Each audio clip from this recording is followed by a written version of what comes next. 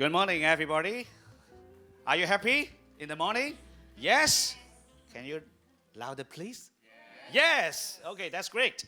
Okay, yesterday we just launched the opening of the theme of the SES 2019, and I think all of you will know the theme of this year, Designing for Happiness.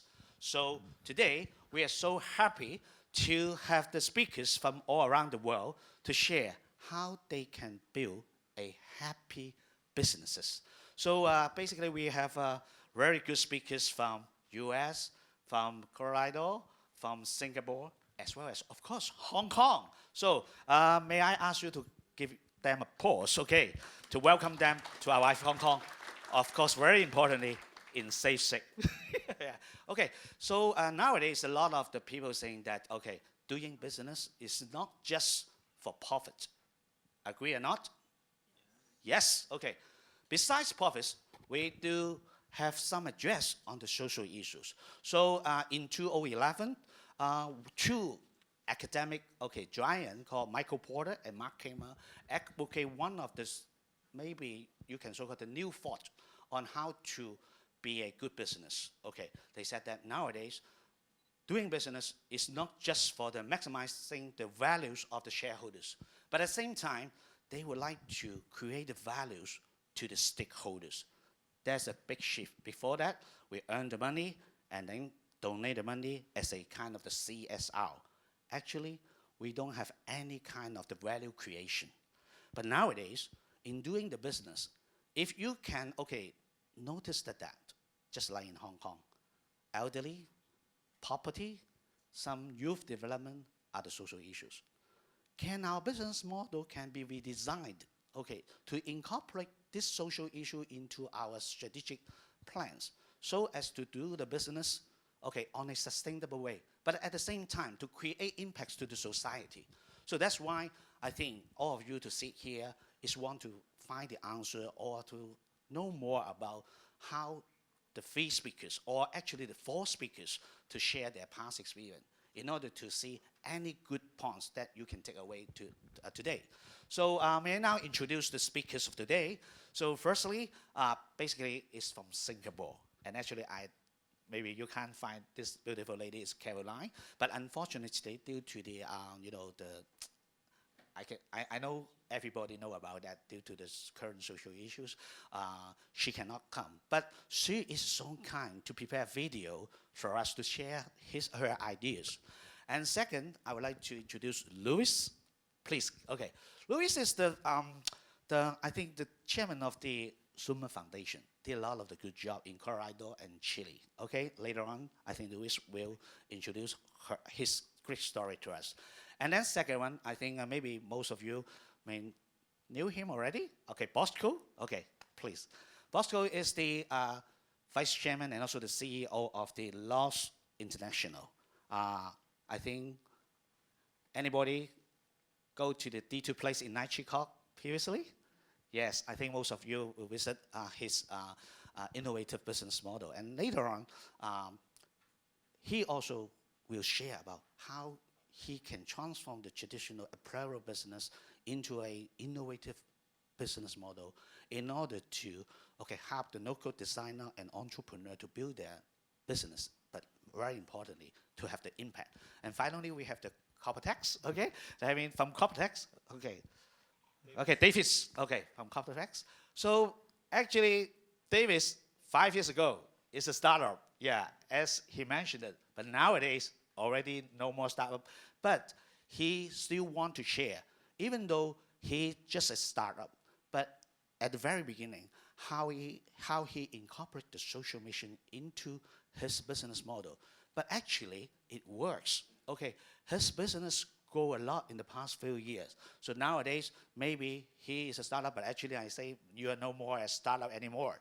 So later on, I think most of the speakers will share their story about you, about their stories. So let me start first, because as I mentioned that Caroline cannot be, join us, in person. Good morning. Now, we just, see the video, prepared by her first. The unsuccessful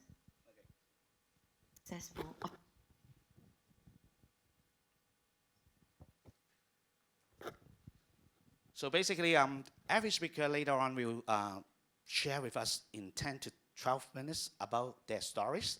And later on, we will have 30 minutes Q&A section. And we welcome all of you to have your question to put forward to those speakers. Okay, this is a very precious moment for you, okay, to interact with our speakers.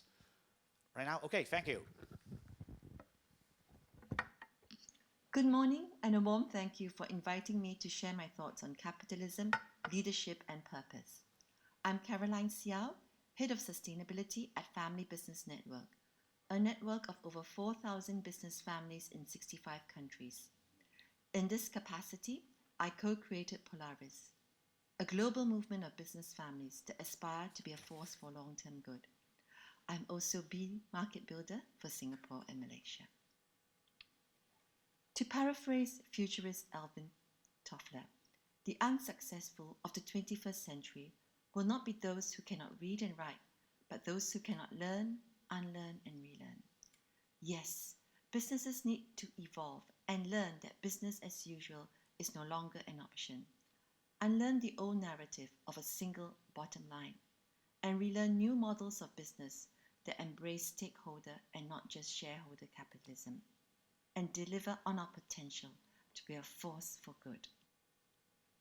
We are at the dawn of the fourth industrial revolution, where the concept of digitizing everything is fast becoming reality.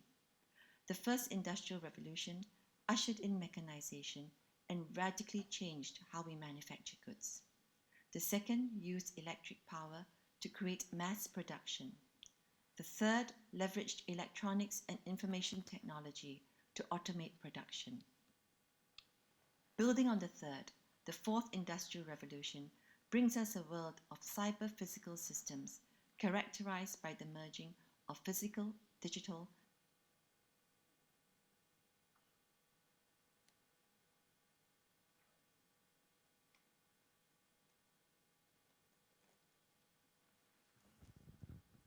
Okay, is this some technical problem? and biological Okay, that's spheres in unprecedented ways. These emerging technologies in fields such as AI, nanotech, and robotics are combining to deliver even higher value than they would on their own. For example, innovations in neuroscience and genomic data will allow us to 3D print new body parts based on a person's unique DNA code. With its potential to connect billions of people with unprecedented power and access to knowledge, the fourth industrial revolution has the promise to improve the lives of populations across the globe. Yet, to date, the largest beneficiaries tend to be the providers of intellectual and physical capital, the innovators, shareholders, and investors, and consumers who are able to afford and access the digital world. The Guardian reports that it is a fantasy to believe that the wealth created by the fourth industrial revolution will cascade down from rich to poor, and that those displaced will just walk into another job that pays just as well.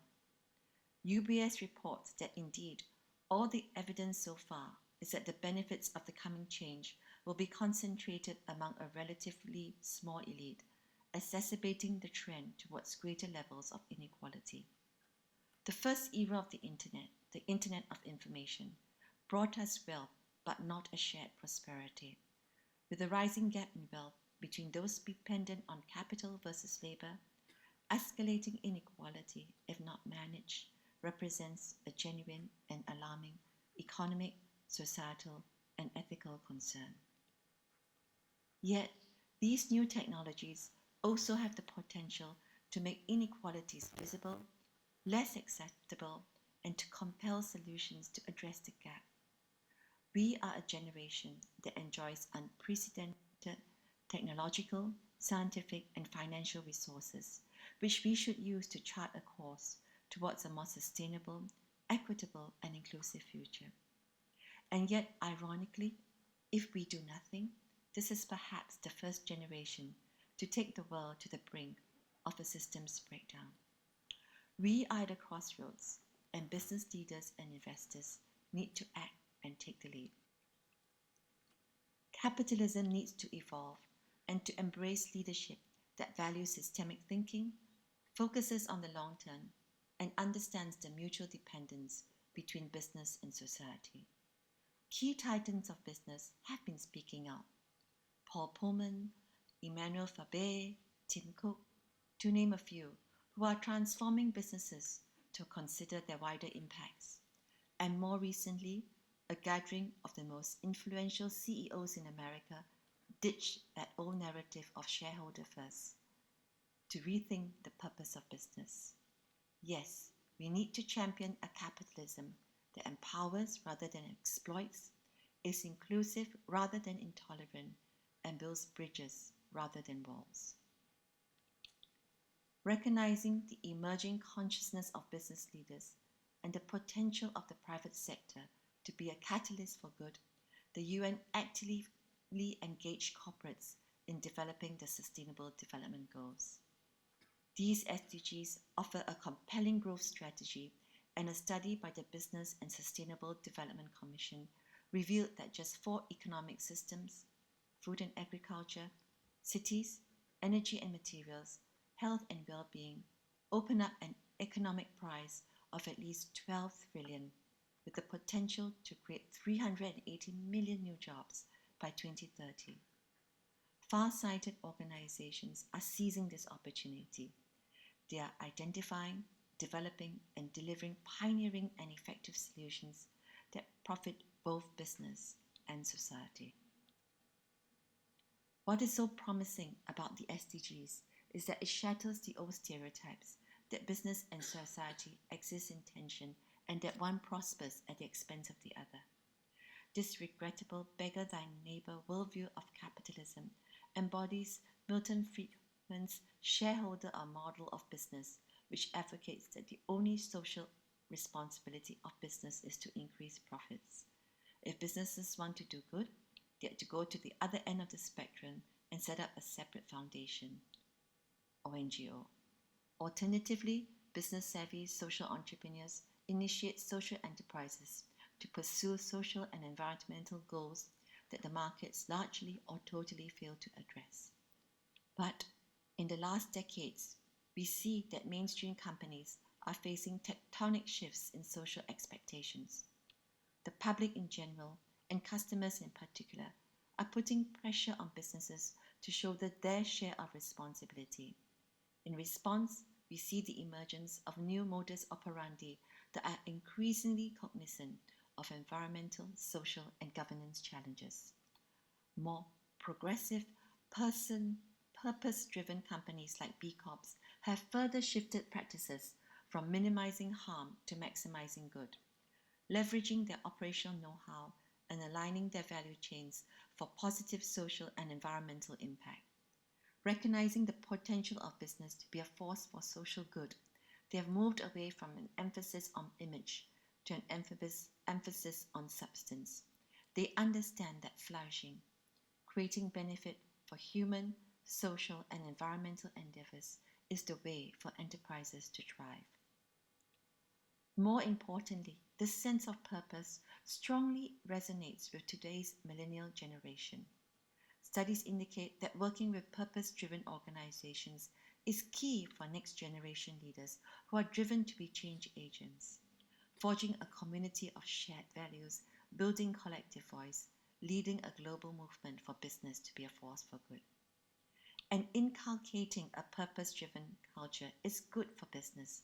It enables you to hire, engage, and retain the best talent, bonds with customers and key stakeholders, increase productivity, future-proof your business, and above all, just lifts your organization, as purpose is a key ingredient for a sustainable, scalable organizational culture, as it motivates and mobilizes people in a way that pursuing profits alone never will. B Corps are purpose-driven organizations who reject the traditional Friedman shareholder model, which posit that the only social responsibility of business is to make profits. They are self-transcendent, transformative, and they emphasize positive impact. They are continually pushing the envelope. They are prepared for the tectonic shifts in social expectations, and they are redefining businesses from performative entities focused on effectiveness and profit maximization to transformative entities focused on positive impact. Business has always had a contract with society.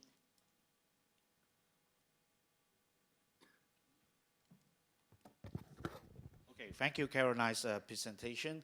And I think there's some points that we can take away. Firstly is unlearn and relearn. As we mentioned that we need to change the mindset in doing the business, so that we need to unlearn the traditional way in doing the business. And then we need to adopt technology. Right now, I know more of you may heard about the Industry 4.0. A lot of the industries or even servicing sector need to change their way in doing these businesses. So I think this is the best time for us to rethink our business model.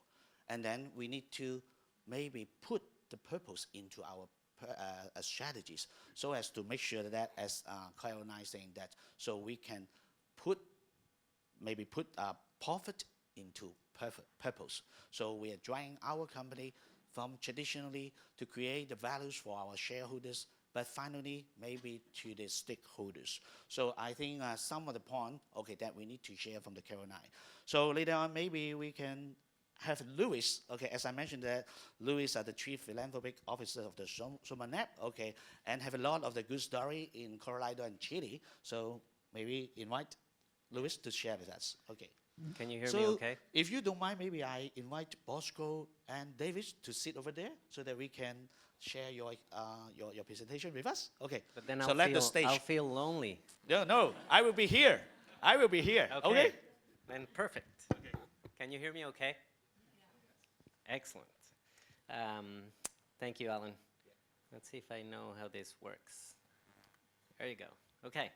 So I'm Luis, and first of all, just a few points. 谢谢. Thank you for hosting us in your city. My wife and I, who is there, hi Vanessa, we have been enamored with Hong Kong, not only because of its people, its warmth, and we're going to come back with our kids at some point. So you'll see us around at some point again. The second thing is I'm really saddened about everything that's happening, all the social unrest, the situation, and I really hope that we can find the right agreements and the social part gets settled soon. That's a true hope. On another point of view, I've never been in this part of the world, so my opinions come with a lot of humility and a lot of perspective of what I have lived in other places, in other sectors. So my true goal is that you take away something that is valuable to you all, and more than happy to connect after this conversation. So with that said, let's see. Maybe that way. Maybe that way. So maybe I ask Summer to help me. Summer to help? Just one. Okay. Let's see. Okay. That's fine. I can keep talking. Sure. I know my slides. Okay. I have them here. So let me tell you a little bit about me. I was raised and born in Mexico. Again, I'm super happy that my wife here is always to support me. We're happy too. Thank you. We are all happy, that's true. We have two loving boys, 2 kids. And I was, again, I had the opportunity to, thank you so much. Thank you, Summer, Alan. I had the opportunity to start my first business when I was 19. And the whole purpose of that business was to create job opportunities for people with disabilities or barriers to employment. After that experience, I decided to go back again to the racetrack and build another business when I was 27. This one had a similar point of view on the social aspect, but also really focused on the environment. And throughout my career, and I think till now, I've been able to be fortunate to work on the government side, on the nonprofit side, with for-profits, both with startups and large corporations, multinationals, and lately with foundations, investors, venture capital funds, and now family offices. So I always try to look at cross-sector and cross-geographies to try to provide a perspective on what has worked in other places, and then how do we apply that to the solution or the problem that we're trying to solve. Then what about the role that I'm in right now? So as Alan said, ZOMA, it's a family office. ZOMALAB stands for Zoe, Maya, both daughters, Luciana, and Ben. So it's a four-member family that has decided to put all their wealth and all their capital to support two areas in the world, one being Colorado in the US, and the other one being Chile as a country. Luciana is from Chile. Ben has decided that Colorado is his home region. And what we do is we have the ability to play with all the spectrum of capital tools, from grants to loans to mission-related investments, all the way to for-profit in terms of all asset classes, driven by a values mechanism. Like, we invest in 5 different things: water, energy, community development, workforce development, and early childhood development. And we play with all the capital tools to advance certain North Stars that we have defined within our theories of change. My role at ZOMA is to be the lead on the philanthropic side. So I get to lead all of the investments that are targeted maybe with some concessionary return, but also investing the corpus of the foundation, which there's no sacrifice on the return, but it's all mission aligned. The one thing I think in my random background that has been always there, it's every step has really defined the purpose of my life and the why. And I was exposed at a very young age to wealth and income inequality. And I think that really shaped the way I look at things and I look at opportunities. I also, every company and even professional career decision that I have taken has always looked for the potential for have a financial upside, but the impact of the organization has been embedded in their business model.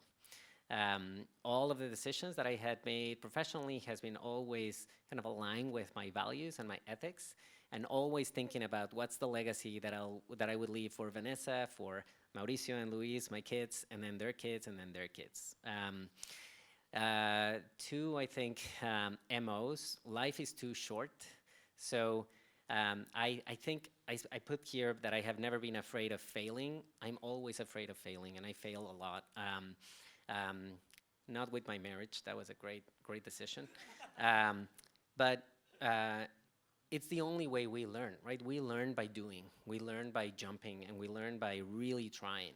And I think when you have that MO, then you really understand that life is too short. So I have been very disciplined in terms of who do I want to work with, who do I want to partner with, who do I want to be employed by, or who do I want to hire with my own companies. Yesterday, I really liked the remarks on the opening presentation, and we saw a couple of phrases, even with Caroline's presentation. Sam Gary was one of my former employers, former boss. He is 95, incredibly humble man. And he would say all the time, you cannot have a thriving business in a failing society. And I want to share with you 2 anecdotes. So the first one is in Mexico, and I think you'll appreciate the phrase, outside of Davis, how many entrepreneurs do we have in the room? Okay, so you all know that running a business is hard. It's so hard, right? So in Mexico, when I was running my recycling business, yes, it was hard, but it's even harder when you have drug cartels coming with an AK-47 threatening your life, threatening your kids, threatening your employees, and asking for fees, monthly fees, right? So you not only need to provide profits, but you need to provide enough profits to actually pay the cartels. So that was one. And then the second anecdote that I want to share is in Chile. Chile is facing similar conditions as the ones that you're facing here in Hong Kong. There's incredible tension socially. The one thing that is happening even worse is that there's about 650 retail stores that had been burned to the ground. 60% of the subway infrastructure has been burned to the ground. And that happened in 4 weeks. So the most stable country in Latin America in 4 weeks collapsed. And because of the investments that we have down there, we have seen incredible increase in default rates, incredible desperation from businesses. So it is hard, right? And especially, we live in a very complex world. We are trying, all of us, to solve very kind of hairy social issues. So if you want to decide to run a business, it's already hard. But the thing that will keep you going and the thing that will keep you managing and navigating those struggles is when you combine your purpose. And if you don't have that, then you'll quit immediately. If you have purpose and you're doing it for a why that is connected and aligned with your values, you'll navigate and you'll go through. We heard Caroline talk about the purpose of business, and I think we heard it yesterday. When businesses started, it was all about finding a solution, providing a product or service that could alleviate part of kind of the needs from the community. And then we had kind of a different perspective in 1970 with Milton Friedman saying, no, really it's all about shareholder primacy. And I think the challenge there is with that current statement, then yes, we have put shareholders on the top, and that has led us to a failing society and a failing environment. And I think the question for all of us is, what is the role that we then want to play? Do we want to play on the extraction side or on the restoration side? Do we want to play on let's create value for a few, or let's create value for everybody that was involved in creating that value? Do we want to play on the short term, really thinking about short-term returns and maybe get that to kind of a world that it might be difficult to be in? Or do we want to look at the long-term view where we can actually benefit from the value that we have created? So ending with 2 more slides, why now? I think it's very clear, right? Can anybody tell me what the first number means? The 1 to 160. We saw it yesterday, so it's a test. It is the pay ratio between the highest paid CEOs in the S&P 500 and the lowest paid employee, right? What about the lower number, the 0.593? That is the Gini coefficient of Hong Kong, which is, it measures the income inequality of a place ranging from the highest level of pay to the lowest level of pay. If you're close to 0, then you have a very equal income formula. The closer you are to 1, the higher that income inequality is. Hong Kong Gini coefficient has skyrocketed in the past few years. And we're seeing that in Chile, we're seeing that in a couple of other places. So, of course, we know all the environmental challenges that we have, and there's a lot of situations that we want to solve for. So my call to action to you, and I will end with this, is definitely be passionate about this topic. It's a topic that you need to be passionate, and Davis will kind of attest to this. The other thing is, it's okay to be passionate and idealistic, but you need to be also courageous, and you need to be business savvy. It not only helps you to be a bleeding heart and trying to make a good thing and a good decision, you actually need to have the business smarts to make this happen. Make sure that in whatever field you're working, you're thinking more holistically. If you can help your company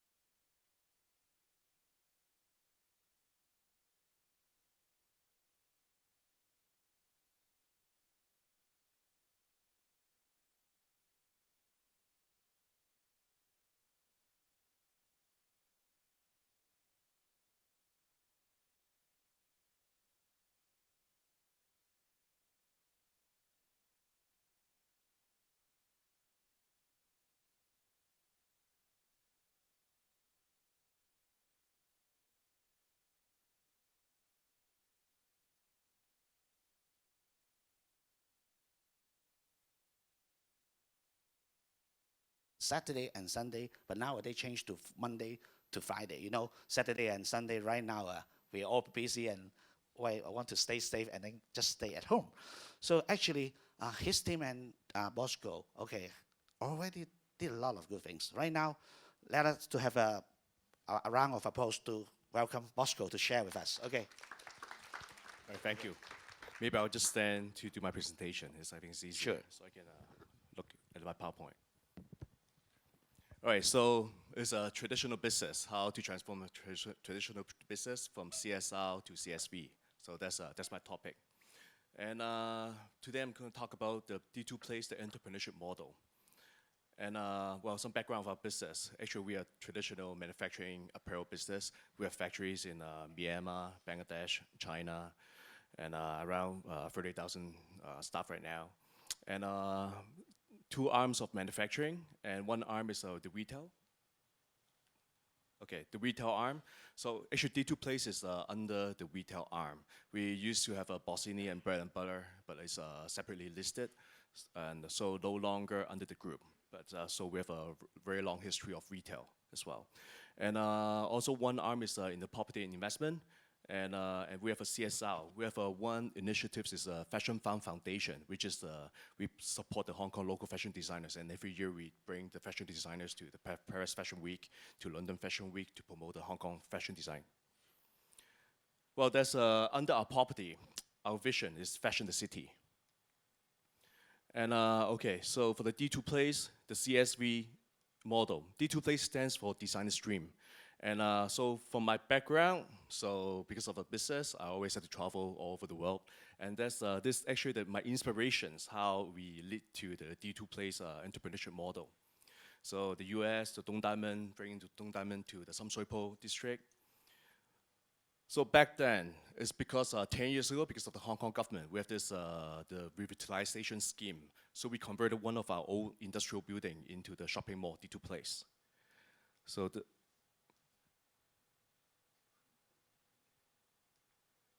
okay, so this is a scheme initiated by the government. So we take the advantage of this the scheme and we convert it into D2 Place. So yeah, the scheme was from 2010, and then the building we refurbished and launched in late 2013.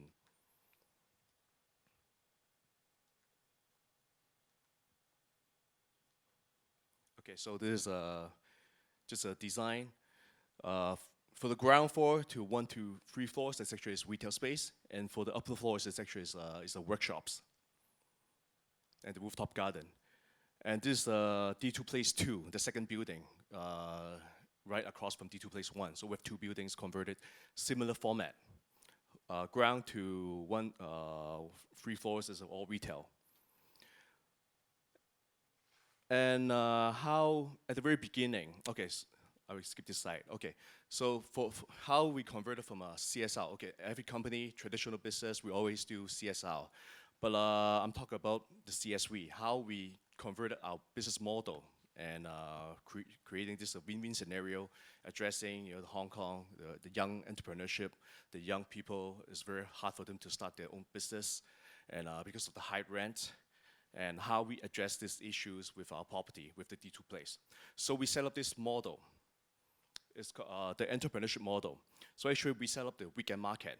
As I just mentioned, I've been to traveling different parts of the world, and there's always vintage market, garage sale market, all over the world, right?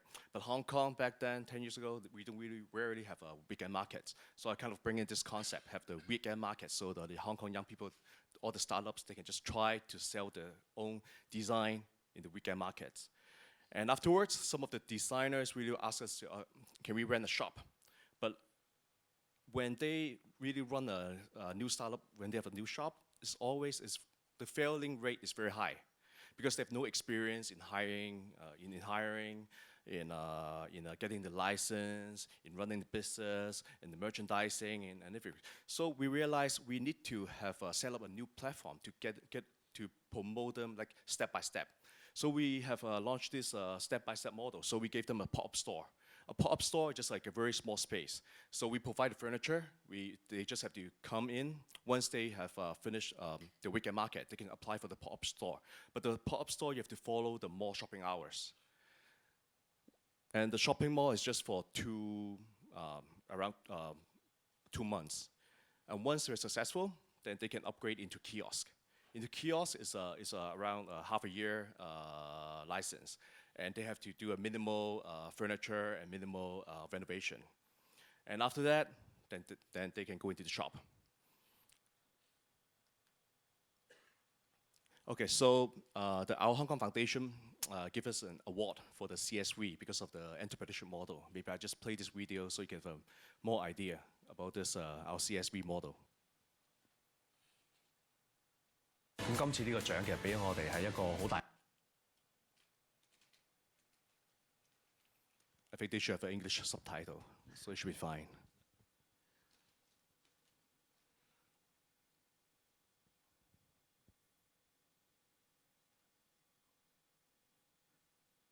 Okay, maybe we can skip the 一個信心。咁啊，妨礙整體我哋嘅內部，我哋自己嘅員工其實好多都好開心。其實係呢一個係一個社會對D2 Place 嘅一個認同。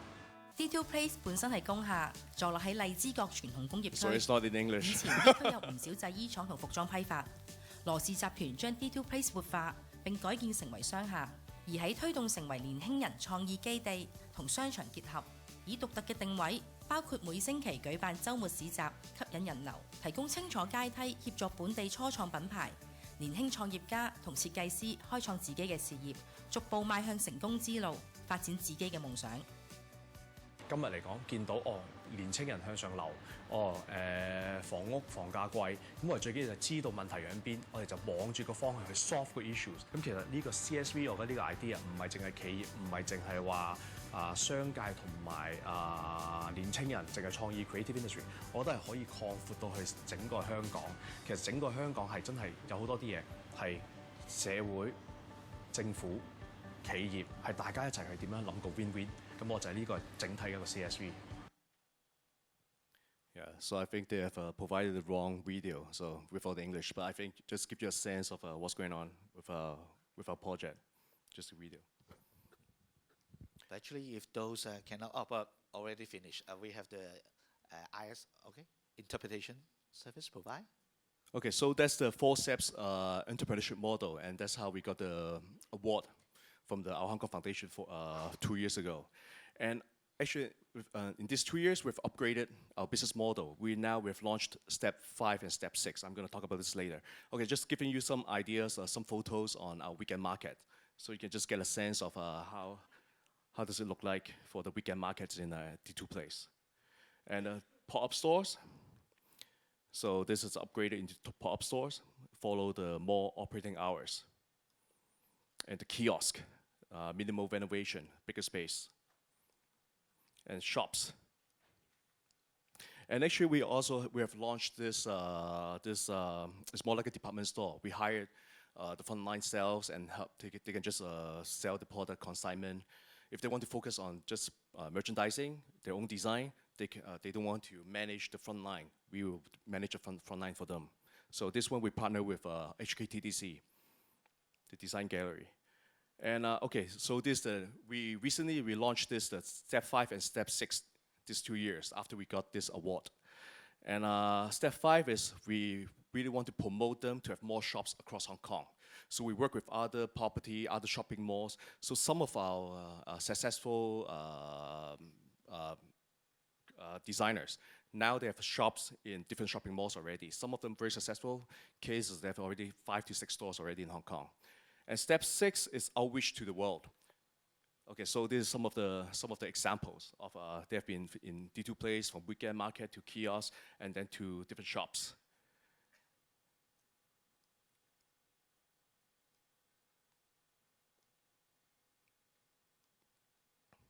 K11, Moco. Okay, and this is actually step 6. Step 6, how to bring them go out of Hong Kong. So actually we partner with, this is actually the weekend market in Taiwan. So we bring the whole market to Taiwan. And of course we also have other markets in Bangkok, and we bring in the market in Paris to Hong Kong. So we kind of are doing this cross promotion. So just some facts, media. So this is actually the CSV business model. So how it's initiated by the government because of the revitalization scheme. We took advantage of that, and then from a business segment, we work with the social enterprise. So that's how we do this CSV scenario. It's like this. And this our Hong Kong Foundation I just mentioned.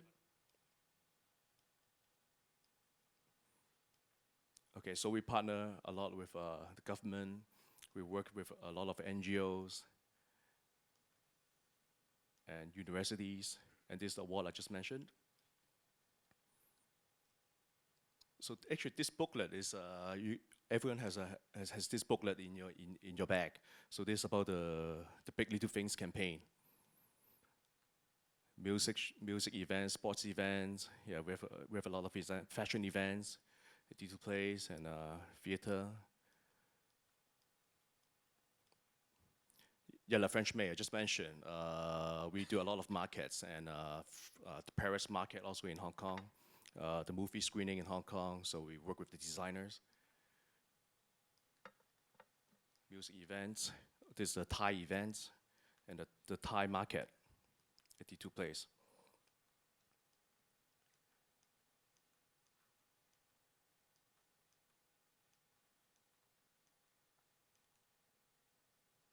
Okay, this is actually interesting. This is an award. It's called Made in Hong Kong Award. We award the designers every year. We have this. We provide this award and provide them space and help them to promote outside of Hong Kong. Oh, so this is the award. It's called sorry, is it Chinese? Oh, Artisan Awards. And you see, Alan is also one of our panel judges back then. It was 2019.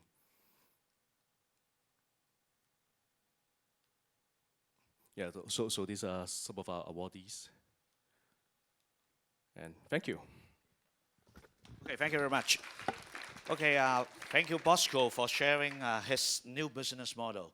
And I think in his presentation, I hope you can get more understanding about how we can transform a company from a CSR orientation to CSV. And I hope maybe you all know that about. Anybody heard about CSV before? 1, 2, 3, 4, 5. Okay, not so much. Okay, maybe just 1/4. Okay, CSV, as I mentioned, that is quite different because many people talking to me about that. Oh, CSR and CSV, just one word different. Okay, but actually, it's totally different. For CSR, it's a traditional way in doing the business, and then we earn the money, and then try to give back to the society, to donate part of them to maybe to the NGO, or to have your staffs to do some volunteer work in the society. And actually, in this way, it is a kind of the wealth redistribution. Do not have any values created. But in creating share value is totally different. As we mentioned that, we need to, almost change our business model to incorporate some social impacts into the business model, to adjust some social issues, just like elderly, for Bosco's model is for the youth, for the entrepreneurs, and the local young designers, so that they have the platform to show their talents and finally becomes a very successful entrepreneurs one day. Okay, so this is to create the values using your core competence. So it is a win-win scenario. Not only the beneficial will win, because you offer some of the assistance and help to them, but at the same time, the business, the organization will also be win, because they earn the public awareness about its company, and also nowadays a lot of the family office, institutional investor would like to invest on this impactful company. And one more important thing, as Bosco shared with us, is the intrinsic value that we create. It's our staff. You mentioned that? Bosco mentioned that his staff is are feeling much happier than before. And it is a very good tactic to retain the good talents in your company nowadays. You know, according to some studies, when we have a lot of interview with the youth in Hong Kong, but actually not only in Hong Kong, in Asia, of course, personal package, that means the salary, financial benefit, they will consider. But the second, issue they would like to see is whether the company has the social issue in their business. So, all the audience, maybe if you think that CSV is one of the model to help you to incorporate the social mission or the purpose in your organization, maybe you can think about that. It really works. Okay, so right now, we would like to invite the last presenter, Davis Cottabus. And Davis said, the last is the best. Is it? That's right. In the United States, we say when you're a little child and you're last, you always say last the best of all the game. Yes. And but actually, we're talking about that. It is not the last. Okay, it's just the start of the game. I really hope that after all the speakers' presentation, we will have a new mindset in doing the business. We just have a start. Okay, Yeah. It's your show time. Well, it's Thank great you. to be here. I'm excited to be back in Hong Kong. It's one of the most amazing cities in the world. And Luis and I were talking earlier. Luis, obviously from Mexico. I grew up in Latin America during most of all my childhood and a lot of my adult life. And we've seen this happen in countries that we love. And it's heartbreaking. At the same time, a lot of times it drives change that needs to happen. And so we're anxious to see how it evolves here in Hong Kong. So I'm the founder of a company called Cotopaxi, and Cotopaxi is the name of a volcano in Ecuador, where I grew up. This is my father on the left. As you can see, my dad is an adventurer, and so I grew up spending a lot of time in the outdoors. We made our own raft and floated the Amazon River, fishing for piranha, or we'd go survive on islands that were uninhabited. We'd make spears and spearfish and eat coconuts to survive. I thought that was normal behavior, and but I grew up, again, loving the outdoors, but more importantly, I developed a deep sense of empathy for other people. I remember one of my earliest memories as a 4-year-old was seeing children that were my age, 3 or 4 years old, that were completely naked on the sides of the street. And I didn't quite understand at that age why. I didn't understand why my life was different from theirs. And I didn't come from a wealthy family, but I knew I had opportunities that these other people would never have. And not because I was smarter, not because I was harder working, or that I was more deserving. It only was because of where I was born. And so from the time I was a child, I knew that I had a responsibility to find a way to use my life to help other people. When I was in college, I came back to the United States. I went to university in the United States, and I started looking for opportunities that I could discover my own talents and discover what I was good at and what my passions were. And I found an internship in Peru where I was able to go down and work for a nonprofit. It was an unpaid internship, but it was an amazing experience for me. I went to a little city called Cusco, which is near Machu Picchu, the famous ruins in Peru. And when I was there, the very first day I was there, I went and bought some food. And instead of eating in the restaurant, I wanted to eat in the main plaza in the center of the city, the Plaza de Armas. And I wanted to sit there, and I wanted to soak in the magic of this amazing city. And so I sat on this bench eating, and pretty soon all these little children ran up to me to try to sell me things. Postcards and finger puppets and candy. And having grown up in Latin America, I immediately connected with these little children, and I started joking with them. And after a while, they all ran off. But there was one little boy that sat next to me, and he sat on his shoe shining kit, and he kept insisting that he wanted to shine my shoes. And I had to convince him that it's not actually possible to shine tennis shoes. And so, but he kept sitting there, and he was watching me eat, and I realized maybe he's sitting here watching me eat because he's hungry. So I offered him the rest of my lunch, and I had never seen somebody eat like this before. It was shocking to me. And so that night, as I ate dinner, I decided to go look for this little boy again. He was 9 years old. His name was Edgar. He was very small. And I took my dinner and I went into the main plaza looking for this little boy, and I found him straight away. And he took this food. He was so surprised that I'd found him. He took the food and ran back and started sharing it with all of his friends. And so this became a daily ritual for me. Every single day, the highlight of my day was finding Edgar. My last night in Cusco before I left Peru, I was walking down the street. It was close to midnight. It was cold. You could see your breath in the air. And I saw two little boys cuddled with each other on the side of the sidewalk, trying to stay warm. And as I got closer, I recognized that one of these little boys was Edgar. And I woke him up. I asked him why he was sleeping on the street. He told me that someone had stolen his shoe shining kit. And he was too afraid to go home because he was the one that helped support his family. He said his father was an alcoholic and his mother depended on him to help feed his siblings. And so I gave him the little bit of cash that I had. I didn't have very much. And that night I could hardly sleep. I was so worried about this little boy. And I woke up the next morning, got on a bus to leave Cusco. As we went around the main plaza, the bus stopped to let some people on and off. And I looked out the bus window and I saw little Edgar. And he saw me.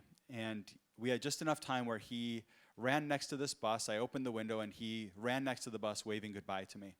And he had in his arm a bag of candy that he was selling in the street. He'd used the money that I'd given him to buy some candy. He was an entrepreneur, which I love. And so, I left that city a changed person. When I drove away on that bus, I made a commitment that I would use my life to serve others, to help children like Edgar. And so I ended up going back to university, and I decided that I had a mentor that was a philanthropist, and he convinced me that if I wanted to make a difference in the world, instead of starting a nonprofit, I should start a business, that I should become an entrepreneur, and I could use business and I could use those experiences to go lift other people. And so I spent the next 10 years building 2 different businesses, and I was lucky, they were successful. My last business was in Brazil, and I decided when I was there that I wanted to do something more impactful. I was ready to go do something bigger. And it was because every single day as I drove to work, I drove through a favela, a shanty town, where I got to see children every day that looked just like Edgar. And I thought of that little boy every single day since 2001 when I met him. And so I moved back to the United States with the idea of building a B Corp, a benefit corporation, a business that could use its power to influence people for good. And so this brand is an outdoor gear brand. We make jackets, we make backpacks, we make tents and sleeping bags, all sorts of travel bags and gear. And it's just an amazing brand, but not because of the products we make, but instead because of what the brand stands for. And so when you order something from Cotopaxi's website, you'll actually get a handwritten thank you card that's written by a refugee. And these are 2 examples. So there are refugees that get resettled to Salt Lake City, Utah, where we're based, and we give them an opportunity to get their first job. They join a job club that we created with the IRC, the International Rescue Committee that helps resettle refugees. And so you can see these 2 refugees. I just took these pictures from Google. I just did a Google search, and people had posted their thank you cards. But someone, of course, from Syria and someone from Sudan, they write the thank you card in their native language since they're still learning English. This is an example of one of the applications for someone that's applying for a job to be a refugee card writer. It says, tell us about what makes you unique. And this refugee said, my name is Muke Bao. I'm from Thailand. I speak 4 different languages. I was born in Thailand. I like to play soccer. I am a strong woman. And anyone that has met a refugee knows that this is true. This is an image in Syria 4 years ago. 5 million people have had to leave their own homes to go flee for safety. Many of them have left on boats like this, trying to get anywhere they can to be safe. And many of them arrive at a place like this. This is the Zatari refugee camp in Jordan. And a few years ago, 2 or 3 years ago, I had a chance to go to Zatari and spend time there. It was such an inspiring place to see these refugees start a new life. It was heartbreaking, but also inspiring to see them start businesses. They had a whole street that they called the Champs-Élysées, named after the famous shopping street in Paris. And they had 1,400 small businesses there. The highlight of the day for me was actually I was on this little hill overlooking this camp when all these little children were following me around. I don't blend in very well anywhere, and they were wondering why this person was walking around, and so they were following me. And I don't speak Arabic, and they don't speak English, but we could communicate to each other with our eyes and with our smiles. And instinctively, one of these little boys grabbed my hands, and he flipped off his shoes, and he started walking up my body and did a little backflip. And all of a sudden, all the little children lined up to do the same thing. And I do this with my little kids. The only difference is that my kids never take their shoes off.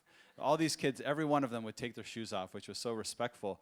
But I had all these little dusty footprints all the way up my body. And for a few minutes, we were able to forget that these children were in a refugee camp. The average person lives in a camp for 18 years. So these children have likely been sentenced their entire childhoods to live in this camp.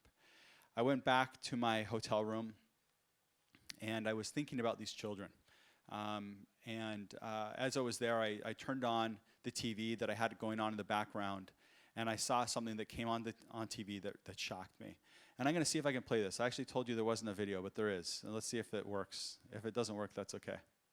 Today, the United Nations is asking for 48 hours of relief in the fighting to break from the violence between the government regime and rebel forces. In 5 years of war, more than 250,000 people have lost their lives. That includes 4,500 children in Aleppo alone. Millions more displaced without a home. Now that includes Omran. And what strikes me is we shed tears, but there are no tears here. He doesn't cry once. That little boy is in total shock. He's stunned inside his home one moment, and the next, lost in the flurry and the fury of war and chaos. At least 3 people were killed by this bomb in this neighborhood. This is Omran. He's alive. We wanted you to know.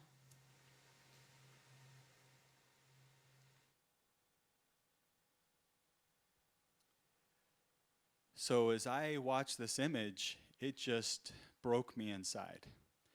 And for me, it hit home the urgency of the work that we each have to do. All of us in this room are so fortunate. And we didn't do anything special to live these lives that we live. But we have a responsibility to help those that weren't so fortunate. And so some of you may be wondering, whatever happened to that little boy, that little 9-year-old boy, Edgar, in Peru? And I've wondered the same thing for years. If he had ever had a chance to go to school, and what's happened to him as he's entered adulthood. And a few years ago, I decided that I wanted to go back. After I started Cotopaxi, I decided I wanted to go back and try to find this little boy. I knew that it was an impossible task. I only knew his name. I knew how old he was. I knew he shined shoes, but I knew nothing else about him. So I went to Cusco, but I had this picture of him that I started showing people in the streets. And through a series of small miracles, I ended up finding Edgar again. And this is Edgar today. He was so excited to see me. He wanted to show me his home. He told me how he'd built his own home. We took a little bus into the hills of Cusco. And as we did, he told me his life story, that his mother had died giving birth to his little brother when Edgar was 11, and that his father died of alcohol abuse a couple years after that. And so he's been raising his 2 younger siblings in this home. We got to his home, and it was a home made of mud.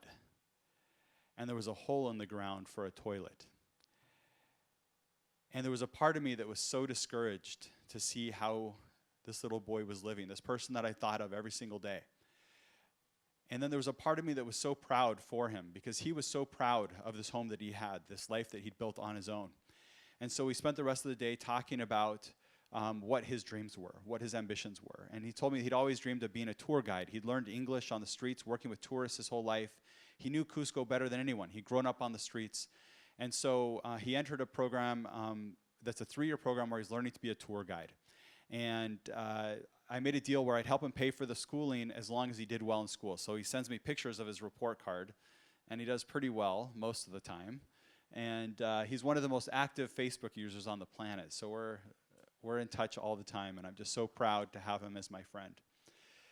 But my question for each of you is, who is your Edgar? Who is the person that every day can inspire you to look beyond yourself and that can help you look for ways that you can use your own talents in your own unique way to lift the lives of others around you. That's the true measure of success, not how much money we make, but how many lives you touch along the way. Thank you. Okay, thank you, Davis. Okay. I think when we saw the picture about the boy on the screen, may cause us a little bit sentimental because actually in Hong Kong, we saw quite a lot of this picture right now. But life must go on, so it's the time for us to think positively. So that's why we have keep on the Social Enterprises Summit to be held this year, because we would like to, follow the brain from all over the world to see anything we can be shared so as to make the Hong Kong current social unrest be recovered on one hand, but on the other hand, of course, we would like to resume our Hong Kong to be a normal city so that we can have our night, resume normal and doing business as usual. But in David's takeaways, I can got some. One is that it's a new model, the business together work with some of the international NGO, just like IRC, to perform some mission in which we seldom to hear in Hong Kong, humanity. I think I never heard a business in Hong Kong right now to work on humanity. Maybe we can think about that. And secondly is that actually, in order to transform the business model for big organizations just like Bosco or the family business, of course they have their, maybe the magics. But for startup, they can work. You just, rock around you. Hear the people, maybe standing around you so that you can find the problems. And this is also one of the so-called the empathy, or nowadays, even in Hong Kong, to use design thinking to solve some of the issues. That means you put the people in the center of the problem or in the center of the solutions. So thank you, Davis, to bring a lot of the new angle for us to think about that. So right now, I think it's time for me to invite again Luis and also Bosco to come here so that we can have maybe 20 minutes of the time to share with each other. So because I'm the facilitator, maybe I take the privilege to ask some questions first. And then I would left maybe half the time to the floor. So right now, you need to prepare your question so that you can share with our speakers. So basically, we hear from startup, we hear from family business, or family foundation, and also the traditional business. And actually, what factors drive your organization to have this change? Because it is not easy. For Davis, we have already got some insight because you hear the people around you. For Luis, how about you? I think for... Before that, you are mainly for philanthropic, right? But right now it's different. Yes. And I think, so the family office that I work with is third generation family members of the Walton family. So Walmart and Sam's. And so for both of them, I think for Ben and Luciana, the deep sense of responsibility comes from when they were born. They were born in this incredible wealth, and the sense of responsibility to actually provide opportunities back, it's so deep. And I think that's part of the reason that I admired both of them. So to answer your question, Alan, I think the sense of responsibility, the impact, the values have been driven the family office for quite a while. But we do encounter a lot of different challenges, right? Sometimes it's very difficult to measure if you're actually creating impact or not. You might have an anecdote here, you might hear a story there, but we spend a lot of time creating our own theories of change. So on water, for example, in Chile, the crisis is incredible. Yeah. So we have invested in data analysis and research to actually understand where is day zero coming, where Chile will face a complete kind of scarcity of water to to have drinkable water for the people. And since then we have invested on, okay, what are some of the investments that we can do on the for-profit side with technology, and then what are some of the convenings and other things that we need to do on the nonprofit side, and how do we measure that we're making an impact? So it's always a struggle, but I think the values are always there. The sense of responsibility is the main drive. So how about Bosco? So what factors drive you to adopt, maybe change from CSR to CS3 in your model? Well, actually, for our business, for our colleagues, they all have different views, of course. And at the very beginning, I've talked about want to bring in the weekend markets. I want to convert the industrial building into shopping malls. And at the very beginning, they were just like, why don't you just convert it into office? That's very straightforward. Yeah. Because the industrial area, why would you want to do a retail space, right? And but of course, some of my team, they are also from the retail background, so they understand it's very hard to build a retail business in Hong Kong because of the rent. The rent is so high. Yeah. So when I have my vision, being a D2 place to support the Hong Kong the local designers. Yeah, so I just told them, hey, I want to have this platform. I just want to make sure to support all these designers and with minimal rents, and I want to bring in these weekend markets because we all travel a lot, my colleagues, so they understand what I'm talking about. When I talk about, hey, I want to bring in this the garage sale, I just want to bring in all this concept. How come like all this concept all over the world? How come it's not? You cannot find it in Hong Kong. I just collect all these ideas and I'm just going to put it all in D2 place. Why not?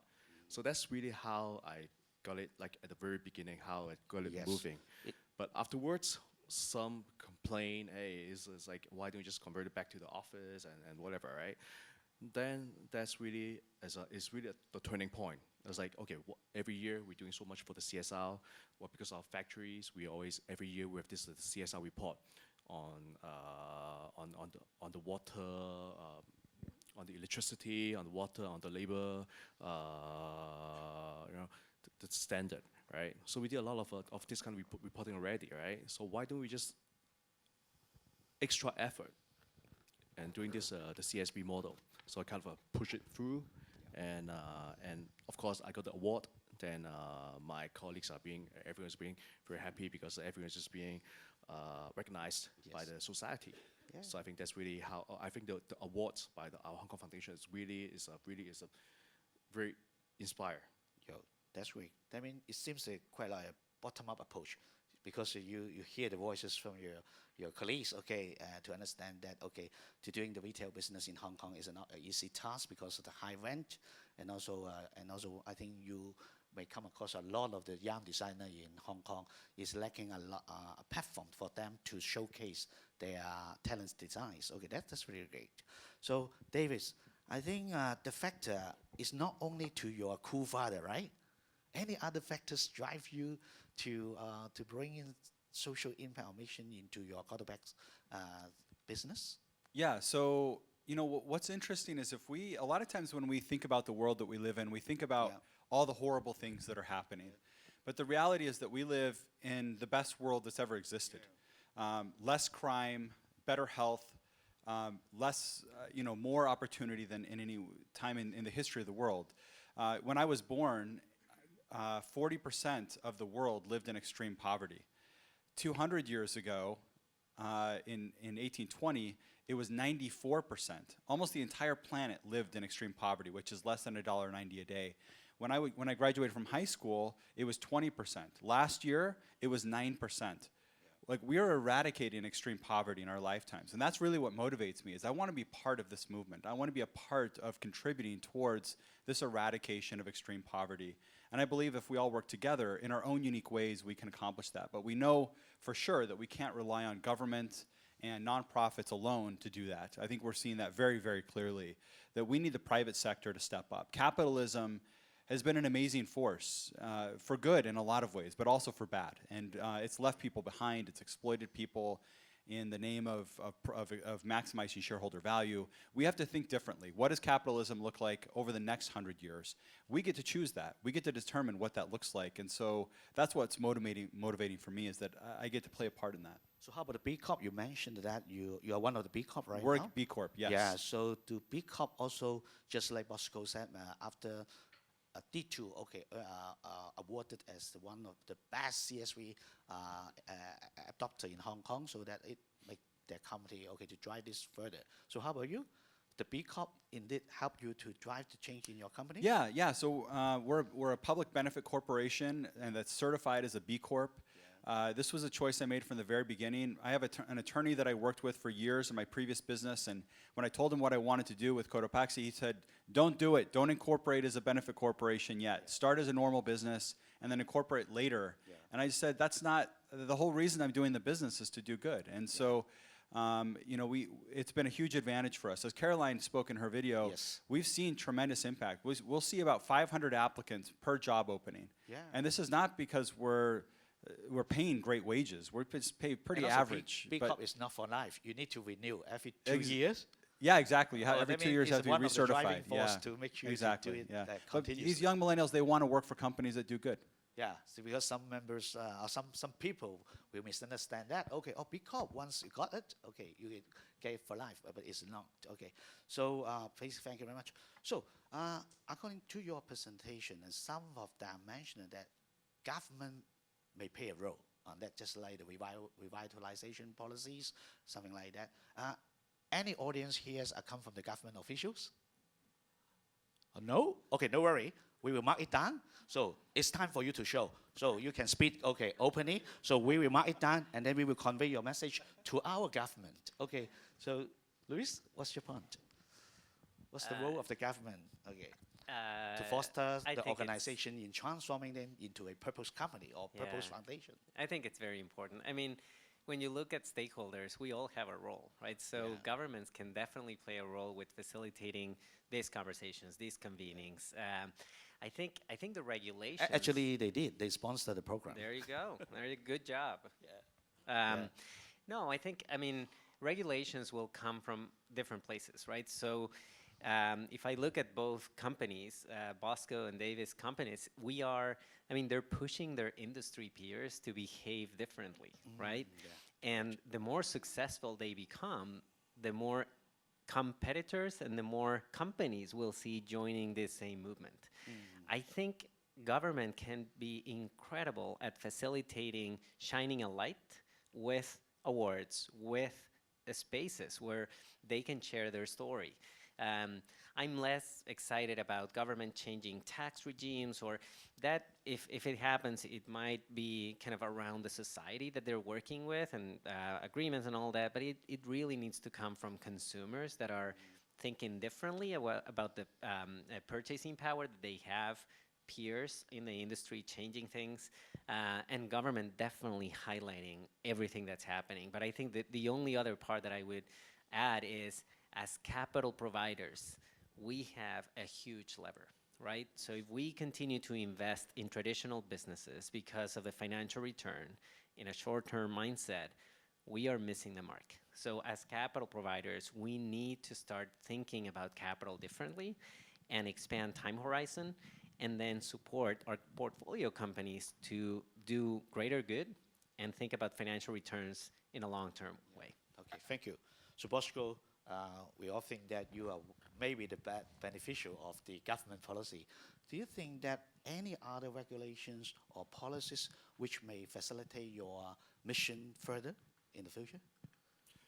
Well, honestly speaking, I don't think I'm really benefited from the.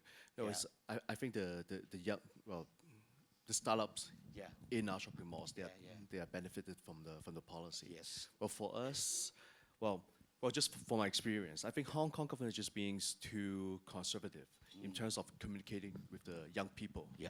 Because for our platform, we deal with the young people a lot, and just somehow they don't have a very good platform. Let's put it this way. And the Hong Kong government so how about recently they have some kind of dialogue platform they implement? Well, that's Does it work? something, of course, it's not really working out. But anyway, but how I see the Hong Kong government is they're just being very conservative in dealing with the private sector, with the business people. They're just trying to avoid, because people always Hong Kong government, they deal a lot with the NGO. because they think the NGO is okay, is not benefiting from the government, the policies, right? But when they talk to the business sector, well, they visited our shopping malls. When you saw in my PowerPoint, Carrie Lam and senior government officials, they visited us.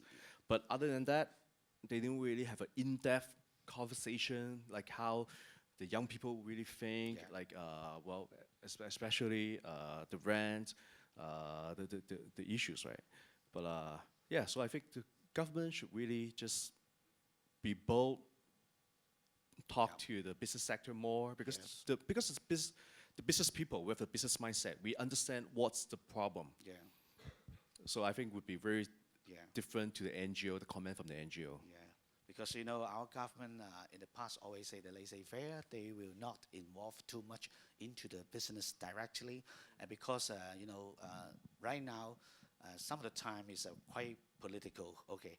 So they are afraid to have some kind of the conflict of interest to the public when they involve too much to the private enterprises. But according to some of the experience, especially the transformation about the capitalism, maybe the government can think about that. There's some kind of new model in working with the private sector to do good for the society. Okay, how about Davis? Any help from the government? I think these are great thoughts. I don't know that I have a whole lot to add other than I think government has a place in this conversation. But I think largely get out of the way.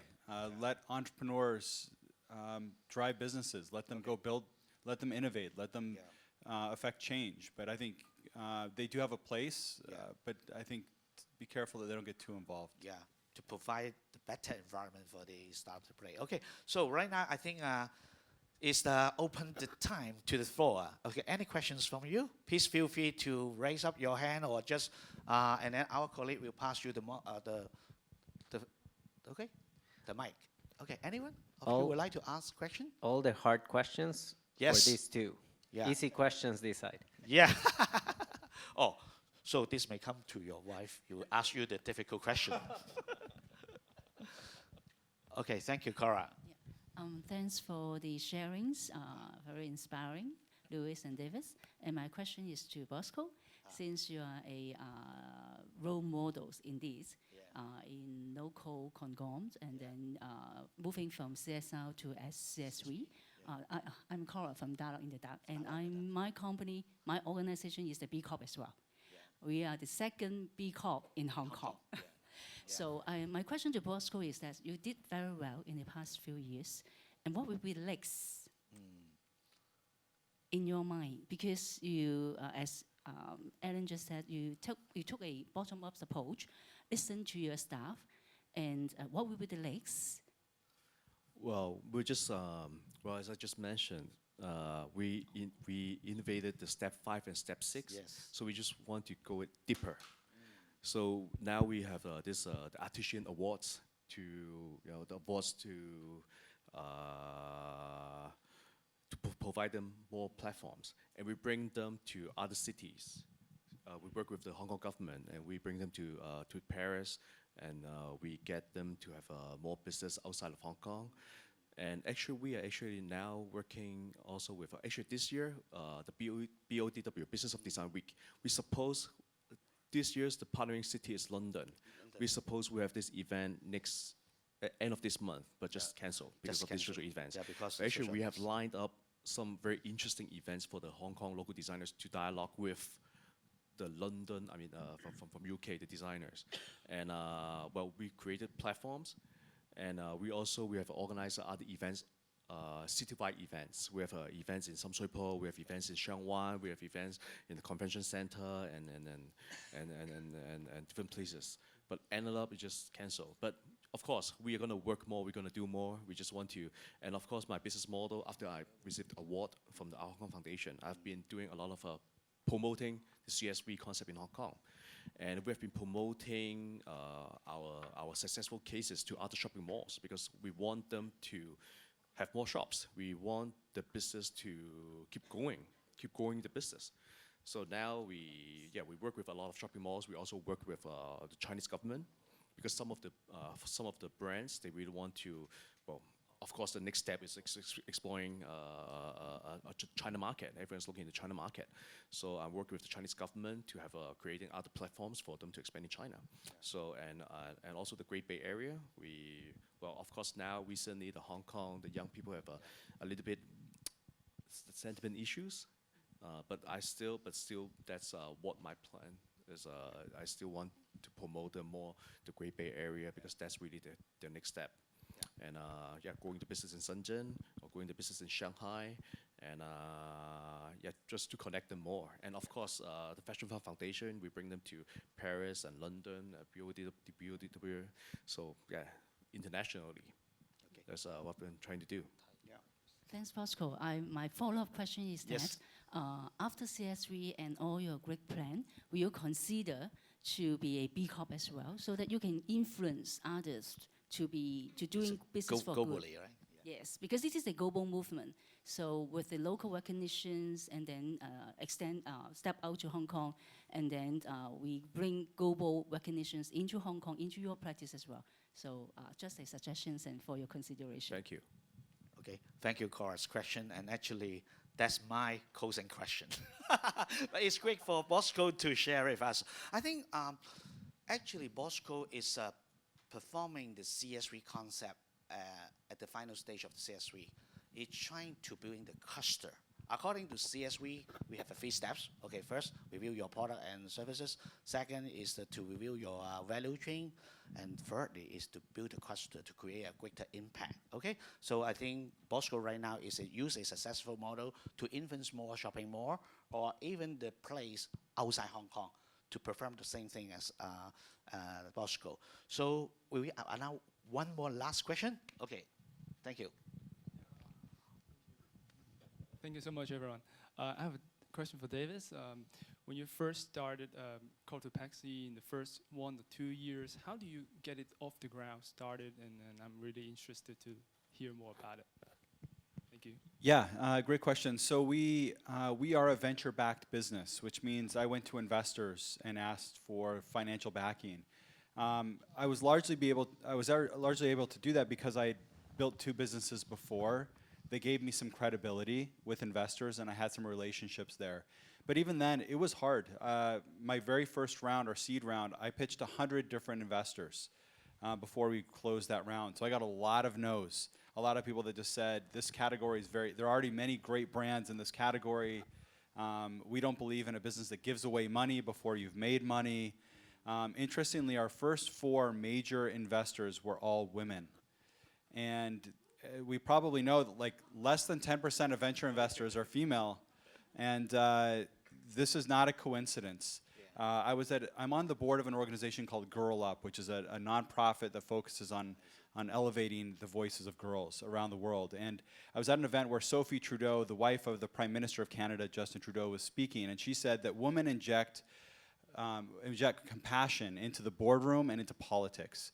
And this is absolutely true. I believe that these female investors, these women that are world-class venture capitalists, they saw something in us because they felt the compassion. They felt that this mattered to consumers.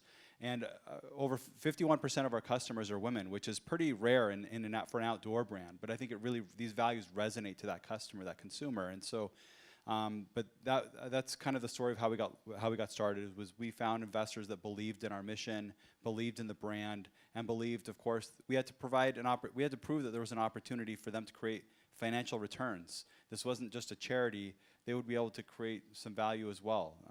So that's the story of how we got started. So, friends, okay, any more questions from the floor? So, okay, maybe we can conclude this section. Thank you very much for the quick sharing from 3 speakers. Okay, so in this section, I think you may have a lot of the takeaway, okay, from the 3 speakers. But the only things, maybe 3 takeaways I would like to conclude is that first, it's time for us to unlearn and relearn the new business that we are facing now. In order to do that, okay, so go back to your office and think about, just like CS3 model, what kind of product and services you are render to your customers and how it can be did quite differently. And then embed the social values. Or maybe you can think about that to embed some of the technology, just like what Caroline recommend. Okay. And also, second things we would like to take away is that capitalism, we need to shift. We are not just only for the shareholder. We are now into a new era to think about our stakeholders. Firstly, your employees, your customer, your suppliers, and the people around you, and of course, the society, and finally, maybe around the world. So the final thing is that, okay, because why we need to change? You see, the social unrest that Hong Kong currently facing now is not only occurring in Hong Kong. Actually, it's some kind of the global phenomenon around the world. So you think about that, will this social unrest is really a byproduct of the traditional capitalism? That means just only for profit making. Then it creates a lot of the social issue, especially for the inequality, poverty, or some environmental pollution, something like that. So I think it's the time for us to rethink our business so that we can drive us toward a mission-driven business. Okay, thank you very much. So in order to further introduce some new concepts besides CSV, as Cora mentioned that there's a B corporation.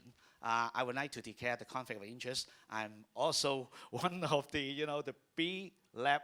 Okay, maybe in 1st of January, I would like to announce that, okay, basically, we will have our B Lab Hong Kong and Macau, so as to promote the Hong Kong enterprises to pursue B Corp movement. So maybe Bosco later on, Cora may share with you about, and Cora with one of the founding director, and me too, so I need to declare the interest.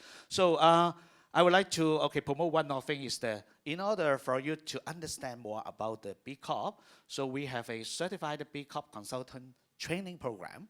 If you would like to learn more about this program, we have some brochure outside the counter so that you can take.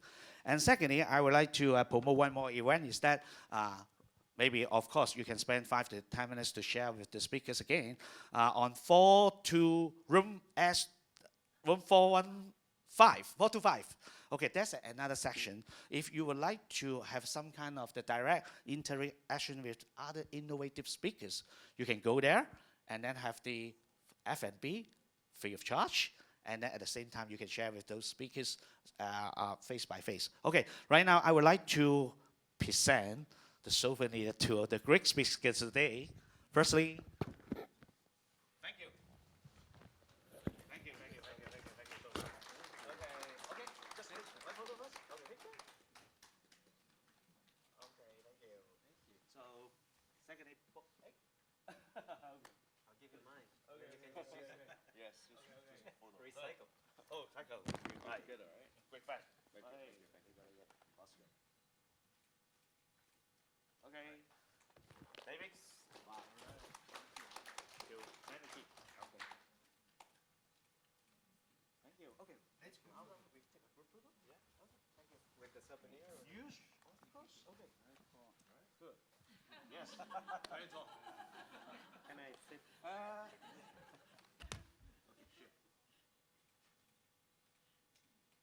Okay. Big hands to all the speakers. Okay. Thank you. Thank you very much for attending this section. Thank you very much. So please go to the room 425 and also take the leaflet about the B Corp training program. Thank you very much.